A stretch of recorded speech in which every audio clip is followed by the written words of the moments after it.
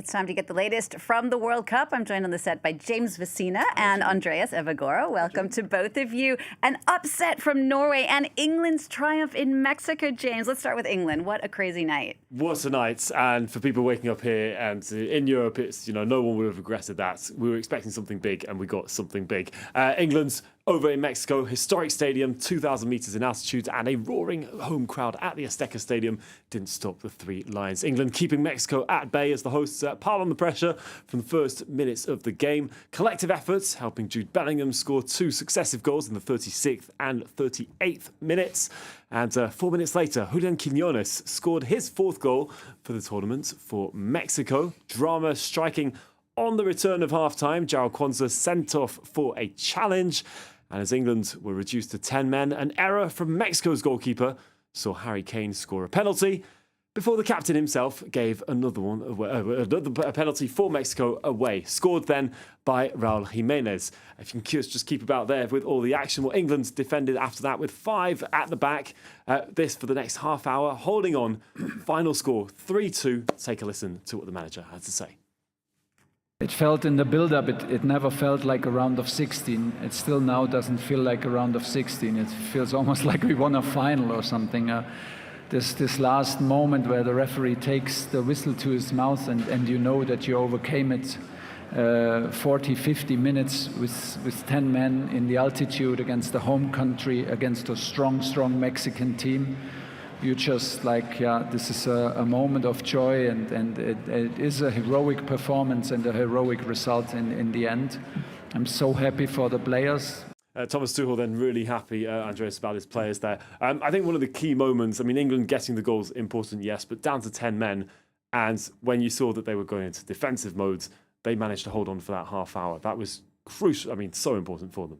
Yeah, I think it was an outstanding display. Some people are saying this is the best England performance in the World Cup this century. It's quite hard to disagree with that because Mexico basically never lose at home.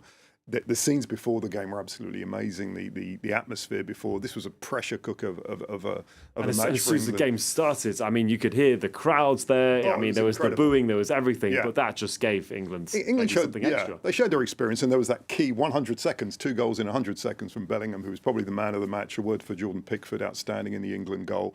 And it's going to be a real confidence booster for England, who struggled against DR Congo, and really they haven't really shown their best in this tournament, but they did last night. It was a really good performance.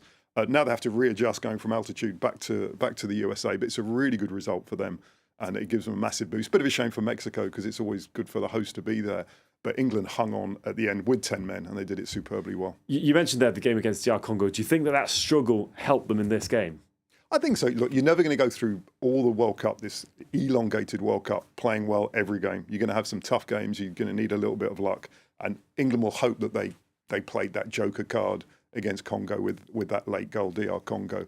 This will give them a lot of confidence. And into the quarterfinals, there's only 2 games between now and the final, so they're going to have a lot of confidence. Sometimes we've had a bit of some disagreements with refereeing from some of the managers. Thomas Tuchel was pretty vocal about that, saying that it wasn't good, it wasn't up to standards. Did you agree with some of the calls that were made, the penalties, and all? Do you think this was up to standard over this game here? I think the referee's under a lot of pressure. The England call was a little bit unlucky. I think there was a second penalty. I was going to say sorry. There was that in the first minutes. Yellow cards coming for Rice in the first minute, and he was fuming. Tuchel was at that point. Yeah, I think that was a 50-50, and you can justify that. I don't think there are any disastrous calls made in that match, to be honest. There are ones that could have gone either way, and there's always a little bit of home advantage. Mexico had that. But look, England, we're happy to get through. No suspensions, that's the main thing. And I think we're going to come to refereeing later on. There's much more controversy rather than the one last night. Absolutely, we will too. In just after a second part of the other games to come. Indeed, right. So England now is going to face Norway in their next game. Norway, who stunned Brazil. And once again, they have their star man to thank for, Erling Haaland, striking twice, putting an end to Brazilian hopes. Neymar came on, scoring a last-minute consolation penalty, but Carlo Ancelotti's side go home without reaching the quarterfinals for the first time in 36 years. Norway continuing their best ever run at the World Cup. Here is the man who's done it all for them, Erling Haaland. Here he is. It's difficult to explain because it's so special and it's so unexpected in a way. So right now it's difficult to explain with words because I never expected in a million years that we would go through in the World Cup. First time in 28 years, and we would win against Ivory Coast. We meet Brazil, and we're just playing, okay, you know what, let's just enjoy this moment. No matter how it goes, it will be a big party in Norway. We will have a big party if we lose, and then we win. No one expected it, and I mean, it's crazy. Erling Haaland, I mean, so honest every time in his interviews, and he said the same about France, and I mean, we all did think this the same way, and we thought this about Norway in previous games. I mean, they came up against Ivory Coast. I didn't see them going through. Senegal, same thing again, and now Brazil. So every time the outsiders, but they somehow managed to get it done. I think they're outsiders, but only narrow outsiders. And at this World Cup, as it goes on, the teams are closer and closer in terms of quality. So one individual, outstanding individual, and he's the best forward in the world. Sorry, I don't care what people say about Kane and Messi. He's the best forward in the world. That can make a difference. And it did. They didn't have a ton of chances, Norway, but they played really well. First, they were heavily criticised for basically playing a reserve team against France. That decision has been completely justified because they got stronger in that game against Cote d'Ivoire. They got the late winner, that man again. And again, yesterday, they didn't look too tired, at the end. They were still knocking the ball around really well. Goalkeeper as well, Nygaard was brilliant in goal. Important saves again. But I don't think you can say Norway were particularly lucky. They scored two really good goals. The penalty was maybe a little bit controversial right against them at the end. Brazil were hugely disappointing, though. I mean, when I look at Brazil, there's this sort of touch of nostalgia about them. Ancelotti was one of the best coaches in the world. Does he still have it? Neymar on the pitch at the end. He hasn't played for 3 years ahead of this World Cup. Casemiro, I know Brazil fans are going to be demanding younger talent. There's so much out there. I just don't think it was the best Brazil team at the end. And they offered very little, frankly. Well, they offered little, and I mean, look, they struggled in their game before that against Japan. They were led. There was that missed penalty in Brazil for Brazil in that game just there. But to be beaten, I mean, I know Norway, maybe not the underdogs that we would imagine, but to be beaten by Norway before reaching the quarterfinals, which they normally do, how much of a failure is this actually for Brazil, given that the hopes, are always there? Brazil expect to be there till the end. I mean, I was lucky enough to be at the Brazil-Haiti game in Philadelphia. Spoke with some Brazilian journalists, fans. They booked their holidays through to the 20th of July. They just presume they're going to be there till the end because it's Brazil. They haven't won the World Cup, James, since 2002. This is a long time, and they haven't really progressed these last 10, 15 years. They do have this huge pool of talent, but they have to ask some very serious questions about the management of the federation, the players that are coming through. I mean, Neymar, he's just part of that star system. There was so much pressure to play him, and I just don't think he was the right option at the end. And Norway really were controlling that game, and it was 2-0 till really almost the last kick of the game. So I don't think Brazil can have too many complaints. I'm sure there's going to be a huge analysis back in Brazil because any defeat is a disaster for them, but losing at this stage against a team they would consider a small country is a huge disaster. So I think we're going to see a lot of changes in the Brazil setup. Neymar, who's announced his retirement Yes. After that game. Midfields, perhaps, that's been one of the criticisms that we've had a lot of Brazil. Is that been one of their weak points, really, that's served them in this World Cup? Well, Bruno missed a penalty. That might be forgotten. I mean, that could have changed so much. Bruno Guimaraes missed an early penalty. I think that might have really changed a lot of things. Casemiro was a wonderful player in his time, but just doesn't have the legs for me. Clinging to the legends, isn't it? Yeah, and they play 4-4-2, which is quite, very unusual these days. And it just didn't work out. Norway just flooded the midfield. Brazil never really got their passing together. They brought on Endrick, Brazil, who had a good chance. He hit it way wide. They're just playing as individuals. I mean, they've got wonderful individuals, but you have to bring them together as a team. Cunha didn't really work out yesterday.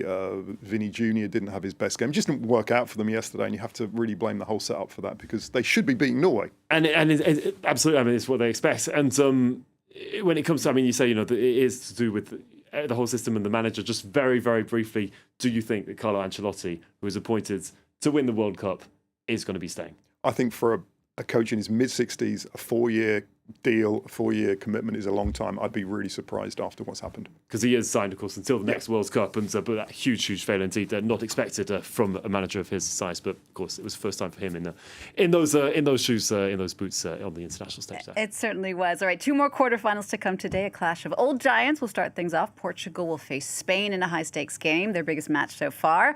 Spain have yet to let a goal in with 4 clean sheets. After that, the United States take on Belgium, James. That game. A lot of controversy there. Absolutely. The USA's star forward, following Balogun, is set to play despite having received a red card in their previous game. The punishment normally comes with a suspension, but FIFA has decided to suspend the suspension. No explanation given, but the US president is said to have been involved.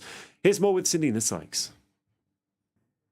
Belgium, who are facing the US next in the round of 16, have said that they're absolutely astonished by the decision. It has, though, been welcomed by US President Donald Trump, who took to social media to thank FIFA for reversing what he said was a great injustice. We obviously know that FIFA President Gianni Infantino is very chummy with Trump. There are reports that the US President called up Infantino to lobby him on this decision. Red cards are usually implicate a automatic at least one match suspension at the World Cup. Red cards cannot be appealed at the World Cup. That is in order to keep the integrity of referees. The real question is now, how exactly was this decision made? If Trump was involved, that has huge implications and also carries a little bit of irony in all of this, because Balogun wouldn't even be a US citizen if Trump had his way. Balogun was born here in the US after his heavily pregnant mother, who was in the country at the time on holiday, was not allowed to board her flight. All of this obviously just days after Donald Trump's bid to try and end constitutional right, the constitutional right to birthright citizenship was rejected. Andreas, how is this possible? How can this happen? Well, sadly, I think this was perhaps inevitable at some stage in this World Cup. FIFA has declared its support. FIFA is a MAGA organisation. It's declared its support for Trump. Is that the moment that's I think the Peace Prize was created for him? Was that well, it's not just that. Point? It's been going over 2 years. They're full of praise for Donald Trump, and more so than ever before. They support the MAGA movement. MAGA supports FIFA, but more than that, MAGA, and this is not my opinion. This is just counting. MAGA doesn't agree with international rules and international rules-based system. So this rule, you're actually quite kind to them. There's been over 180 red cards in the history of the World Cup. Only once has a player not been suspended for the next one. That was way back in 1962. And again, issues with political interference. So exactly. So I think the question is a bit moot. Donald Trump hasn't given a reason. Donald Trump did lobby for this. No one's denying this. He said that. So he made a couple of calls to Infantino. And he just feels it's fair. And sadly, in America, I was looking at some of the media reaction. We're hearing things like, well, Balogun is such a good player, that's why he should be there because he's played so well. That's not really the point. And then this is what independent Is that people analysts, understanding the game? Well, that's Zlatan Ibrahimovic, who knows the game more than anyone else, appearing on Fox saying, well, it's completely normal because Balogun is such a great player. He's such a great star. So this is the kind of mood in the United States. Again, it's very much a star system. And remember, what is Donald Trump's favourite sport? MMA. It's all about the star system. No one would ever consider banning Conor McGregor. You put the stars on TV into the spotlight. And unfortunately, this rule, I think it's going to create a huge backlash and problems down the road, because now everyone is going to complain saying, well, my player shouldn't be banned for the next game after a red card. So on that point, we've had, you talk about stars like Ibrahimovic, talking about the way that they agree that it could happen, but we've also had stars Jurgen Klopp come out and say that it's not right, it's their game, it's not FIFA's, it's not politicians' games, it's their game. Rudy Garcia, head coach from Belgium, saying the same thing, that it was April Fool's joke. They're very, very vocal about it. But do you think there's a point where it's going to reach some kind of level where FIFA are going to have to come and say something? Well, the game can't just hide behind just not saying anything. The game kicks off in about 12 hours. Nothing's going to happen between now and then. And in fact, the irony is that the fact that there's no reason given for this makes it easier to defend, because there's nothing to argue against. If FIFA gave a reason, if there was some rule or some precedent, people could argue it. But it's just, he should play. There's no decision has been made. The only precedent really is Cristiano Ronaldo, who should have been banned for the first couple of games of the World Cup because he received a red card prior to the World Cup, and he was let off. So I think that they might not use exactly that as the a same precedent. It's not at all the same, because it's not the same competition. But there's no precedent, there's no reason for it. I don't think FIFA is going to give a reason, therefore they have nothing to defend. But this is not the last we've heard of it, because there's going to be big problems down the road. What do you mean for the player who's involved in who gets in? Despite his, it's not decisions taken by him, but for Balogun, if he comes in and scores the winning goal for the United States, he's going to be under huge pressure. Maybe it might work two ways. He knows how much pressure he's under, and a word for the referee, Adam Makadma, who's from Jordan, vastly inexperienced. I don't think there's ever been a referee who's got so much political pressure going into a game, because he knows that the US administration is watching every decision that Donald he Trump makes. is watching that one. Exactly. Now, I'm not saying he's necessarily going to be for or against, but it's a factor. We can't deny that it's a factor. And let's hope that the game is, not dominated after by whatever Balogun does, but he's going to take to the pitch, and whatever he's done, he's going to be a big part of the story of this game and the focus of the game. If he goes and scores a winner, Belgium will be saying he shouldn't be on the pitch. Yeah, we'll definitely have to watch how things go. But something like that, I mean, you just can't let it just go like that. We could definitely be watching. Tomorrow, we'll find out what happens, and we'll be here to discuss it all. And hopefully, as you say, everything will go well. But we'll wait and see for tonight's fixtures there. All right. Thank you so much to both of you, James and Andreas. And we'll see you tomorrow for more World Cup action.